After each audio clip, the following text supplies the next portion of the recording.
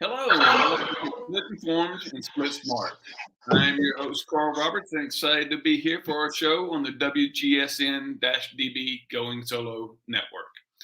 The intention behind Split Informed, and Split Smart is to help all couples, amicable or hostile, to more easily reach positive, equitable, and peaceful agreements in their divorce.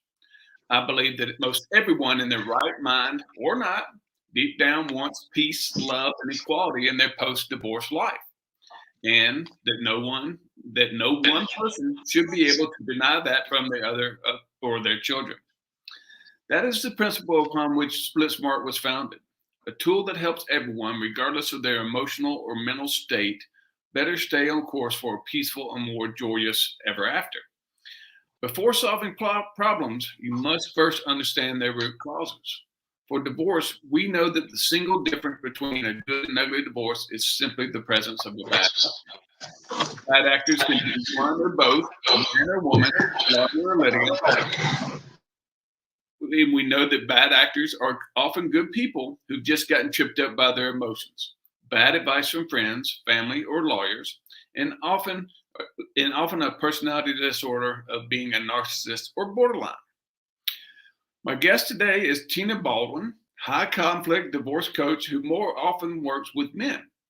Welcome, Tina, and thanks for joining us today. Thank you, Carl. I'm glad to be here. Just so you know, so all that moving around on your desktop, we're hearing that. Just so you know. Okay. Hey, Tina, I really appreciate you being here, and give us a quick background on you, Tina. Give us a lowdown. Well, I'm a divorce coach, certified divorce coach, and I originally lived in Southern Colorado, and I myself actually went through for a period a high conflict divorce where I ended up getting a broken hand, separated ribs, and the last incident was a dislocated leg, and that put me in a position. I was already working with the police officers. I was actually a jailer at the time, and so I was helping women get out of abusive situations. And as I tell you the story about my ex-husband, I don't believe that he was an abusive man, although the conflict, which happens in most divorces, happens to where it elevates on one or both sides. And I believe that I played a part in some of that myself. Now, I am not saying that it was my fault I got my hand broken or my ribs separated, but the conflict itself, if I had known what to do, then I could have prevented some of those situations from happening. The reason that I like working with men is that I myself have picked my father up out of jail on more than one occasion after his second wife had called the cops and said he was being abusive to her.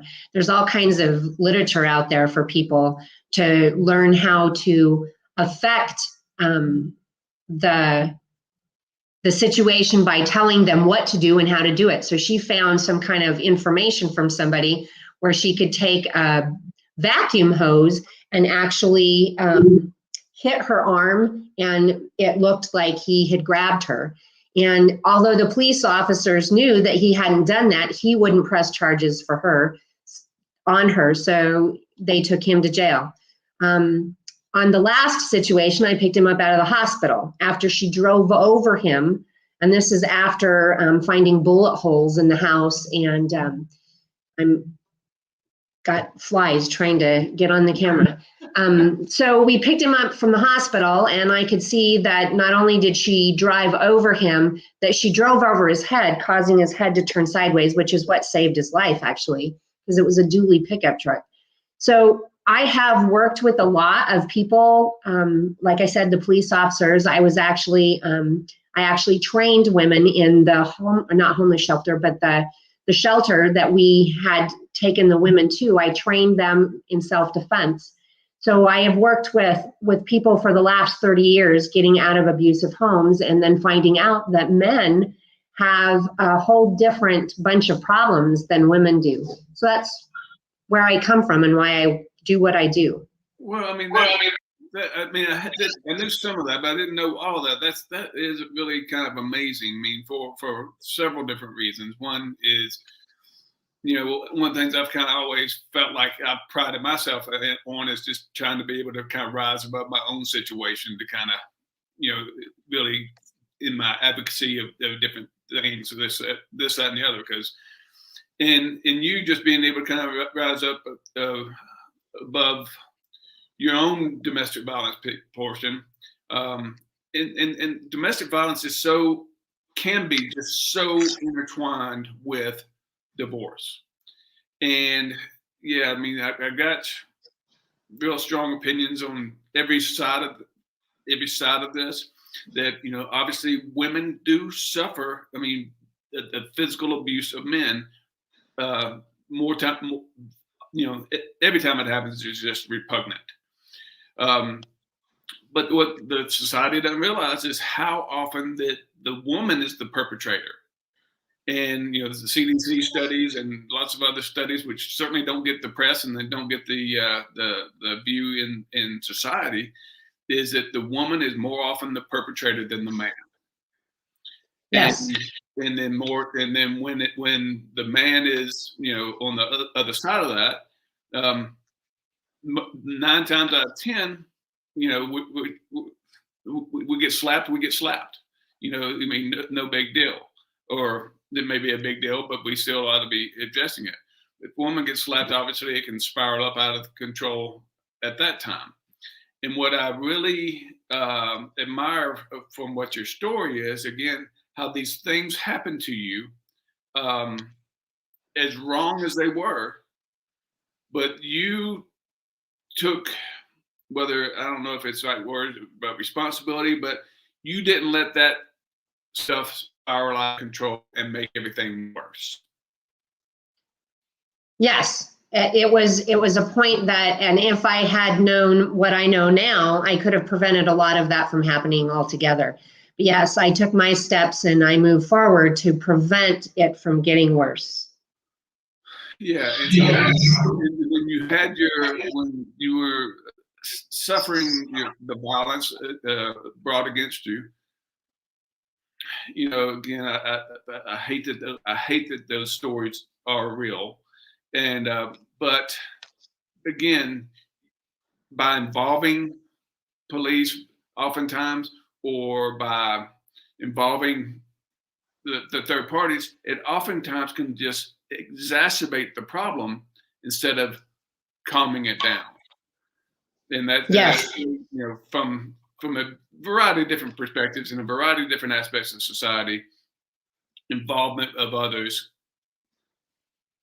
can escalate things. It can, yes.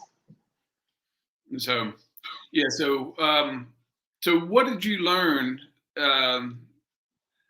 How could you? I mean, in looking back from your situation, what have you learned that would have helped you better prevent that from happening to you in the first place?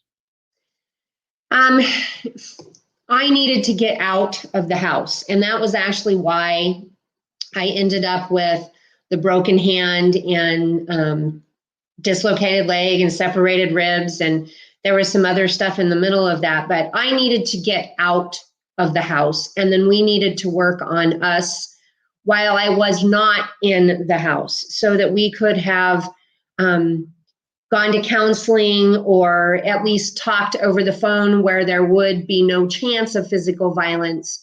And actually, for me, the physical part, I was a full contact fighter. So that's why a lot of that to me didn't seem too, it's why I didn't recognize it as abuse for years. I didn't recognize it. Years after I was out, I recognized, for instance, the broken hand as being my doing, because he grabbed me and I released and hit my hand in the back of the door jamb. And then he threw me on the bed, and his comments were as he's trying to calm me down to keep me from leaving so I wouldn't drive while I was upset. but I needed to go to a safe place and stay there for several nights, if not up to a month or so that we could not be in a conflicting atmosphere and deal with things in a more adult manner instead of screaming and yelling at each other. More power to you. Power to you. I've got some echo coming out here down, but so much of, all right, kind of shifting this around because we're talking about men in high conflict divorce. It is, it's also a fact. I mean, not only is it a fact that, women get physically abused, but certainly men get physically abused.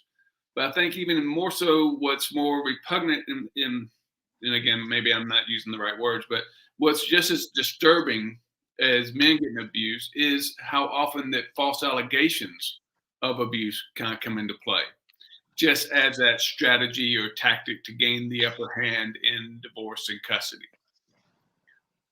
What's your thoughts on that? So I find it very difficult. We have all of these statistics out there about all the women getting in abusive relationships and all of this stuff. And I have dealt with a lot of women that would tell me these stories that I can definitely go back to now and go, they were exaggerating or they didn't happen at all. I mean, I talked about my dad's second wife, the woman he married after he left my mom, and he and my mom never had real fights. I mean, they would raise their voices and stuff later in years, but when he married his second wife, the longer that relationship went on, the more verbally abusive the two of them became, until she decided to shoot at him several times. I guess there was 3 separate events where my brother found bullet holes in either the house or the vehicle. And those types of things happened. He never said anything when he married his third wife, because it had already started with the second. She just followed suit because there was already a paper trail of him getting turned into the police officers. And so I had to help him on more than one occasion in that situation as well. And there was one where he actually, apparently, she was having a party, and she got mad at him because he asked people to leave. So she physically picked him up, threw him, and his kidney hit a doorknob. And I guess he was passed out for up to 2 hours is what I understood. And I found this information out before I actually saw him the next time, and he was limping and his back obviously hurt. And so I asked him, Dad, what happened? And he was a cattle farmer. He said, I was in the back of the flatbed and there was too much hay and I fell down and hit the ball of the truck. He finally told me towards the end of those 2 relationships, at the end of there, that this abuse had been going on, but he couldn't even use the word abuse because men don't see that as abuse. They just see their wife as crazy.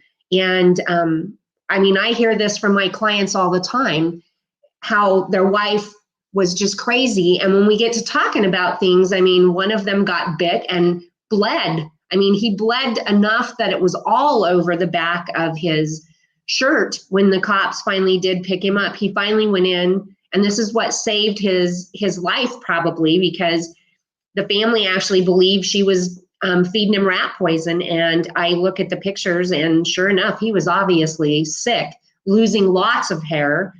So these types of things go on, and the men they duck their head and they just deal with it. In this specific case, his ex had taken his children away from him, and he had 6 children, and she took him away for several months and went and lived at her folks' house, of which he couldn't see them. And then she gaslighted the children and said it was all his fault, that he basically had thrown them out, or that he didn't want them in their lives, his life. And so you bet. Because I mean, the fact of the matter is that it happens all the time. And as I start off the show talking about bad actors, they can be one or both man or woman. And quite often, quite often it's just whether somebody's perpetrating domestic violence or even claiming of it to be claiming acts of domestic violence, it's because something's not right there. There's more of the emotional component here. If you're abusing somebody physically, I mean, again, you got problems, right? But if you're claiming that it's happening, you got problems. And what you don't realize on either one of those is really the harm you're doing to yourself. And anyway, I don't want to go down that track, but again, what's important about what you're saying is, again, so men in these situations need to better stand up for themselves. And it's not necessarily this man up type thing. It's more of this recognizing, okay, I've got to protect myself, and I got to protect our kids from this. Mm-hmm. And so, what's the best way of doing that? Again, so recognizing it is kind of just like being alcoholic. That's the first thing, your first step. But yeah, you got to recognize the situation and then make a plan and take some action from that perspective. And I'm not a big advocate of, really involving the police. I'm certainly not an advocate of involving the courts. Sometimes it's necessary, and sometimes they get involved beyond our control. But God, there's got to take it away from there. So involving the police gets to be bad in a long run. So in total agreement with that, because I worked with the police, I can tell you that they would get calls for a specific address, and they would go, "Oh my God, not again." And so they would refrain from hurrying up to the call. It was the same call they would get every time. That house then had bad juju, so to speak, when they would call into the cops. So if indeed something really would have happened, the cops weren't on their way very quickly. They always had to finish whatever they were doing and maybe even make another stop before they actually made it over to the house, because neither one of the spouses would turn the other one in. So it was a waste of the cops' time. It was a waste of time. And so in the state of Colorado, which is where I was from, and I know that's where you're from, Carl, they actually made it so that when they show up at houses like this, now they arrest both parties in a lot of cases to protect that. And so when we're moving forward in divorce aspect, we want to, again, like I said, get out of the situation. We've got to calm the situation down so that we can move forward in the positive direction that needs to be moved, because the fighting, it only gets worse. It won't get better until they separate out of that home. No. And again, it sounds like I've got the feedback here, so I don't know what's going on here. But I'll tell you what, this is probably a good break, and then we'll come back to discuss this more, obviously pick up where we left off. But meanwhile, this is Carl Roberts, host of Split Informed and Split Smart, with my guest, Tina Baldwin, a divorce coach that oftentimes works with men in high conflict divorce. Thanks for listening. We'll be right back.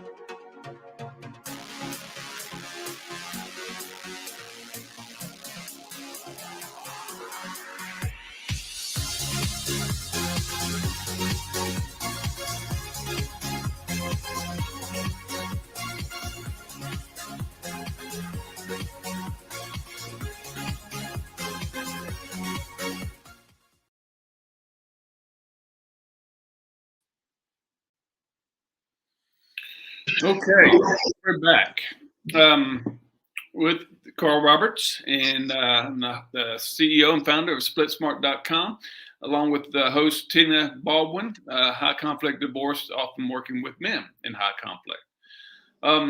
So, yeah, one of the things that I'm an advocate for is really just kind of keeping people out of divorce court, helping them make their own arrangements. And just again, part of my beliefs are that again, the difference between a good and bad divorce is a bad actor. And when those bad actors are making false claims, you're in Arkansas now, and one of the things I'm excited about is that Arkansas just passed in the April legislature was a bill that required 50-50 or equally shared parenting, a rebuttable presumption of equal shared parenting, and that to rebut that presumption, you had to kind of reach these clear and convincing levels of evidence. We all know that anybody that's been in divorce court, it's all hearsay. It's all just kind of the preponderance of evidence, which is the lowest standard of evidence that you can imagine. And so what's important about what Arkansas just did, and it's kind of replicating some of what Kentucky and what Arizona have done in the past, and is that, again, now they're really protecting the best interests of the child, really protecting so where in contested divorce, you got parents that are acting out their own self-interest as opposed to the child's best interest. And by creating this a rebuttable presumption of equal parenting, it helps protect the best outcomes for the child, because the best outcomes for the child is when they have healthy relationships with both parents, despite all our flaws. Anyway, but I know you're not as familiar with that statute there, but. Well, and I just moved here to Arkansas, and so I'm excited to be able to watch how this progresses, because obviously it's real new to Arkansas, but to be able to watch how it progresses and hopefully helps with the children, because to me, they're more often than not, they're saying that the better parent for the children is the mother. And as a martial arts instructor, I can say that's definitely not the truth. I have run across some awesome single mothers, and their children will still have learning issues. They throw fits or things like that. And if you have some good co-parenting and the father is in the picture, almost 100% of those kids with the father in the figure, in the picture, wanting to be the father, those children pay attention better, they're better students, better in school. I work with a lot of school teachers, and it's just super important to have that father in the picture, where before the mother would get most of the custody aspects, and the father was lucky if he got to see them 4 days out of the month. So I'm excited to be able to see how this goes. I just had a recent conversation with 2 single fathers that are pretty much so doing it on their own, and they are rocking it. And the kids, I mean, they're not the same kind of parent as maybe the mother would be, but the kids are learning all of the proper yes, no, please, thank you, all of the respectful things. I was very, very proud of these men for stepping up to the plate and not just taking on the 50-50 custody, but taking 100% of the custody of their children. One of the greater social ills that we're wrestling with these days is kind of fatherlessness. And, and there's, dozens of reasons, but the ill itself has this perpetuating effect of, run down the list of statistics, everything from suicide to incarceration to bad behaviors to, violent crime. And so without that father, another kind of amazing statistic is, again, if you talk about abuse towards the child, it's happening more in single mother homes than it is in single father homes. It's happening more in single mother homes by their partner than it is in the father's home.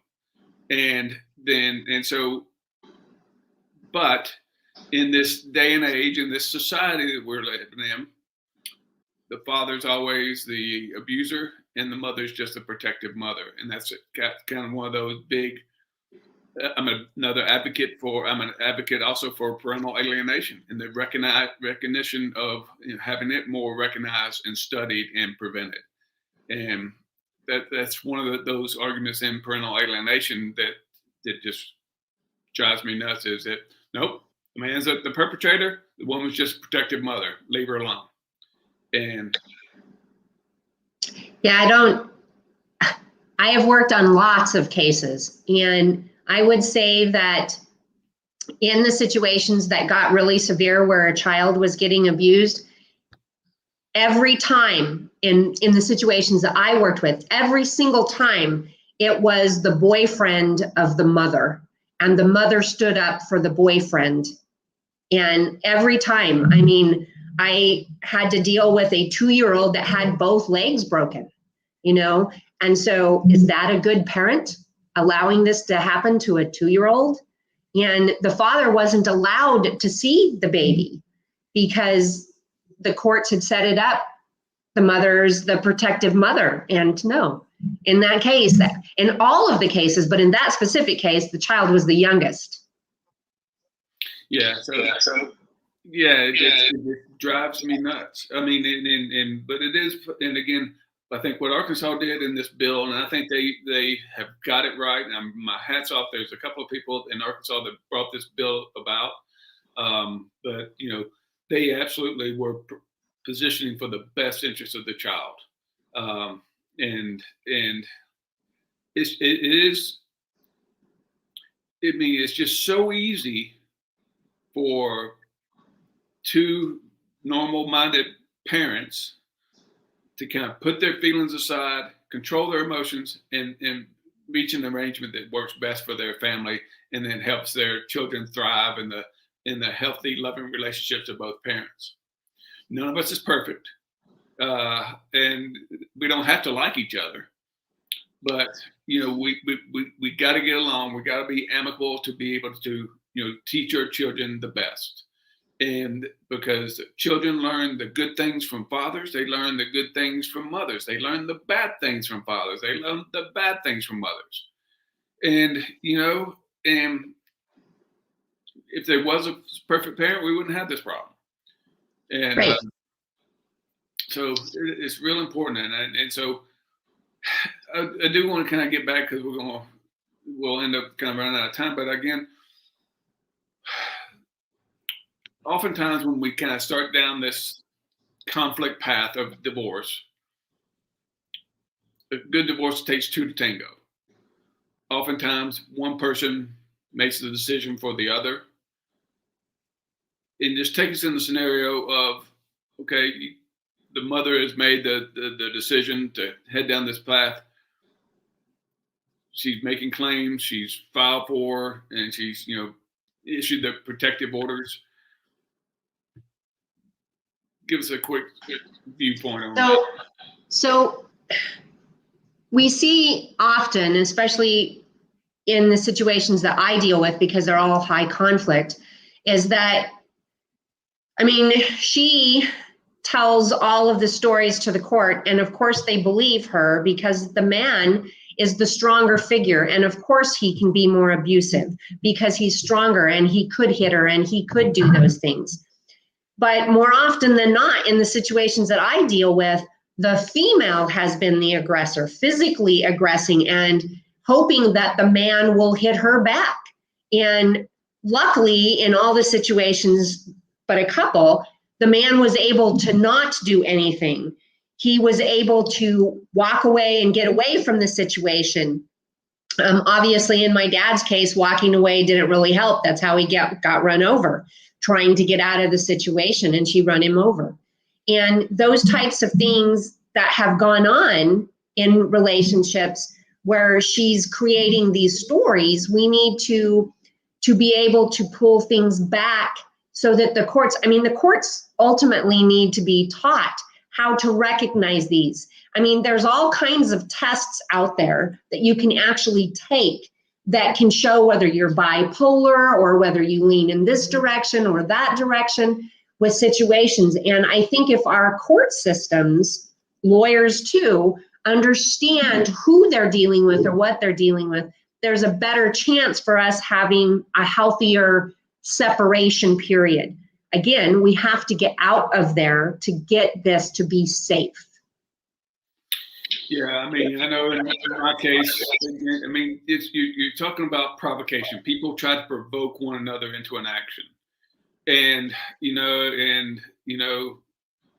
when it first happened to me, the police came in, mom was claiming one thing, the kids at 7 and 5, countered her claim, and police ended up leaving me kind of in the house, just stay in separate rooms. And then she runs out the door to get the restraining order the next morning. And then, and it's just all part of a strategy. And, yeah, I certainly have, again, friends whose spouses, are already recording. They got the recording going, and now they're trying to provoke. And so, I mean, if you're recording, it's premeditated. And so more and more of those things need to be shown for what they are. And, in society and statutes and laws, and again, need to kind of better protect the child's best interest by having this clear and convincing that something is happening. And again, our courts, our law enforcement needs to get more training. Blows my mind that judges don't receive any training to be a judge in family court. It's most the ridiculous thing I know of. Well, I know plenty of ridiculous things, but that's pretty ridiculous. It is, definitely. But I mean, society and our governmental institutions, just need to better manage this. And it's not. And I got a lawyer who'll be a guest on my show coming up. But again, it says, in the domestic violence world, if all you got's a hammer, everything's a nail. And, and so you certainly hear these stories of when you got that fly on you. Yep. Move it out of the way. But yeah, you certainly have, a woman who may go into a domestic shelter or as a victim service and victims advocate, and they are trying to amp up the issue. The story is that they continue to amp it up. Well, how is he speaking to you? Is it emotional? Is this verbal abuse? I mean, these are real things.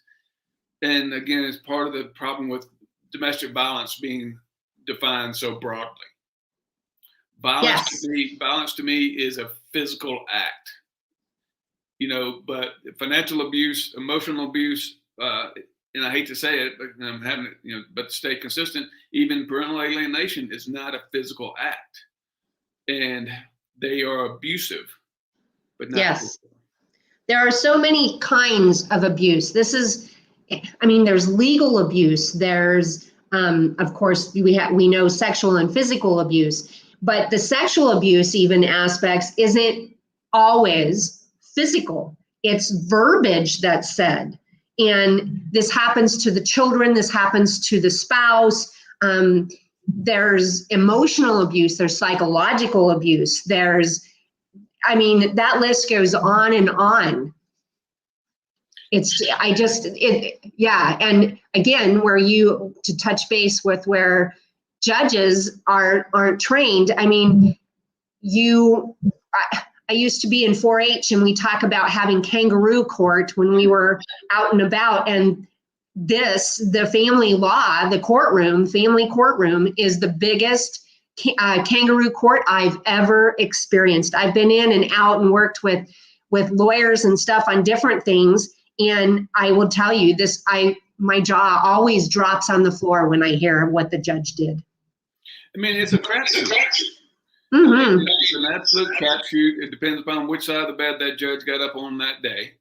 Their own implicit and explicit biases, and their just own ignorance. And, but, another big problem in this all is just no accountability from the judge on down to the lawyers to, any of the professionals that may be involved. I've got a real problem with, custody evaluators, to the litigants. Again, you can lie through your teeth in family court and there's no punishment and there's no being held accountable to it. Right. And it's and more so that the courts expect it. And so they and then they think that they're just smart enough to see through it all.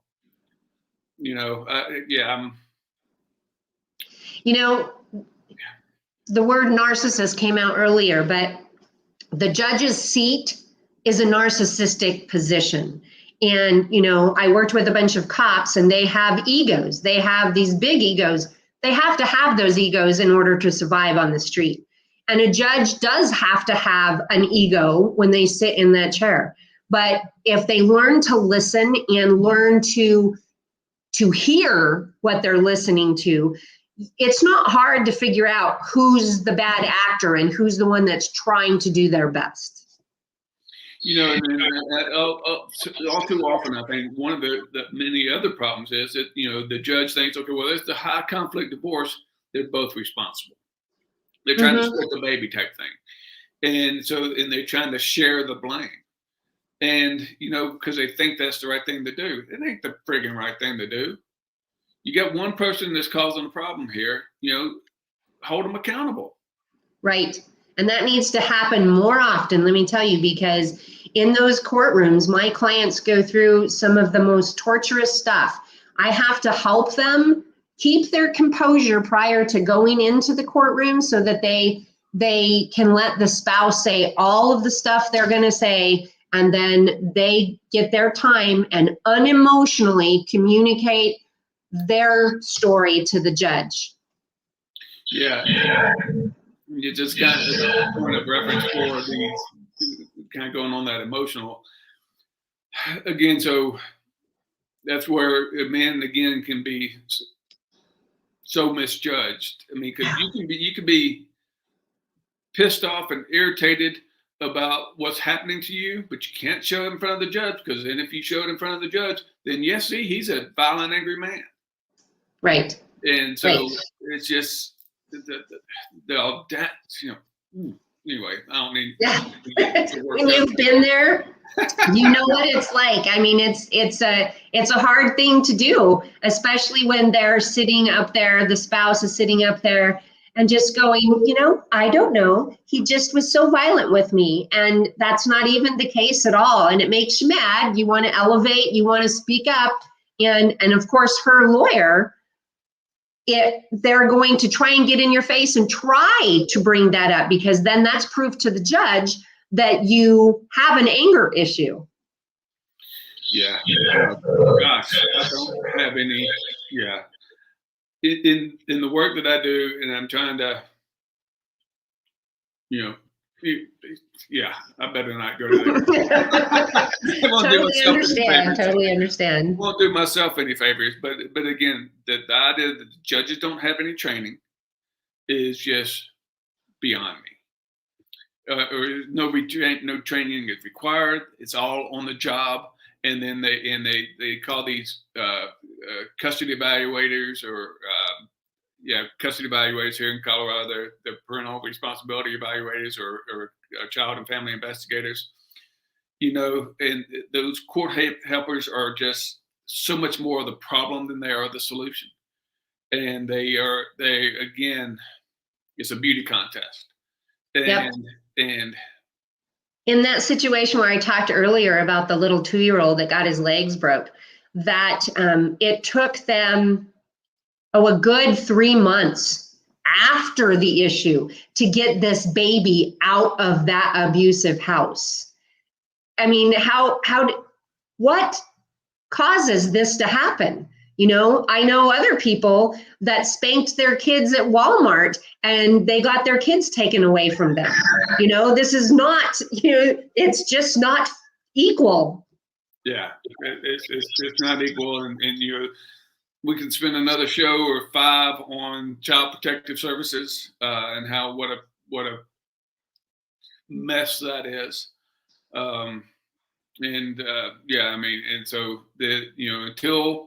until our governmental institutions decide to protect men and women, boys and girls, they're not helping anything. They're Right. exacerbating the problem. And Agree. and even today, in Colorado, men are 77% of the suicides. Boys and men are 77% of the suicides. But that's just collateral damage. Nobody, suck it up. Just pull your big boy pants up and take responsibility. I get tired of hearing that. It needs to be fair. If these women thought they wanted equal rights, then they need to step up and take their responsibility too. And there's just so many good women. Again, they want the best for their husbands and their sons. And certainly more of the onus becomes on these good women who want that for their families. They need to start speaking out more so that it should be that way for all families. Yes, definitely. It took me a while, going through divorce. It took me a while before I felt good and safe. And if I'd have had a divorce coach or started the work earlier, then I would have been on my feet almost immediately after coming out of the divorce. But back when I got divorced, which was 18 and a half years ago, there was no such thing as a divorce coach, somebody that you could actually talk to about the divorce situation and somebody who could get my emotions under control. I got myself raked across the divorce paperwork and the permanent orders because I didn't know anything. I didn't know what I was needing to do or ask for, or that I could ask for. So I literally took my car, my clothes, and debt. And that's literally what I took away from. So after I got on my feet mentally, then I was very good with making sure, of course, our kids were pretty much so grown.